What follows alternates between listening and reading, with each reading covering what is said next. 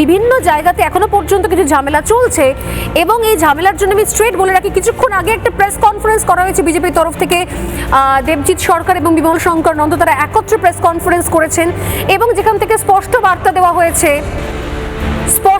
দেওয়া হয়েছে যে কোথাও কোনো রকমের কিন্তু ভায়োলেন্স বিজেপি বরদাস্ত করবে না এবং তারা স্পষ্ট বার্তা দিয়েছেন। বিশেষত শ্রমিক ভট্টাচার্য বিজেপির রাজ্য সভাপতি, তিনি স্পষ্ট বার্তা দিয়েছেন যে কোনো রকমের হিংসা নয়। তাহলে বিজেপির সঙ্গে অন্য কোনো রাজনৈতিক দলের কি পার্থক্য থাকলো? আমি জানি অনেকে অনেক অত্যাচার সহ্য করেছেন, অনেকে অনেক অনেক অত্যাচার সহ্য করেছেন, অনেক রক্ত গঙ্গা বয়েছে, কিন্তু আর নয়। বারবার তারা বার্তা দিয়েছেন এগুলো থেকে দূরে থাকুন। কিন্তু বিভিন্ন জায়গায় এলাকায় আসলে বিজেপি সংযত থাকলেও তৃণমূল কংগ্রেস এখনো বুঝতে পারছেন যে পুলিশটা তাদের আন্ডারে আর নেই। তৃণমূল কংগ্রেসের কিছু কিছু গুন্ডা এখনো বুঝতে পারছে না যে কি সর্বনাশ তারা এখনো পর্যন্ত করছে। এরপর কিন্তু লিগ্যাল অ্যাকশন নেওয়া হবে।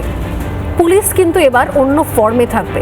এই মুহূর্তে শ্রমিক ভট্টাচার্যের অত্যন্ত গুরুত্বপূর্ণ বার্তা একবার শুনিয়ে নেব, শুনুন প্লিজ। বিজেপির পতাকা নিয়ে কোথাও যদি কোনো রাজনৈতিক হিংসা চলে, কোনো তৃণমূল অফিসের উপরে আক্রমণ হয়, মুখ্যমন্ত্রীর পরিবারের প্রতি বাড়ির সামনে দাঁড়িয়ে যদি কদর্য ভাষা ব্যবহার করা হয়, তাকে দল থেকে বার করে দেব, সেই অধিকার আমার পার্টির সংবিধান আমাকে দিয়েছে। এক, প্রশাসনকে দেখতে হবে বিজেপির পতাকা হাতে নিয়ে বা কেউ কোনো অটো স্ট্যান্ড, কোনো টোটো স্ট্যান্ড, কোনো কারখানা মালিকের থেকে যদি টাকা পয়সা চায়, নিতে চায়, কঠোরতম ব্যবস্থা নেবেন, তাকে গ্রেপ্তার করবেন।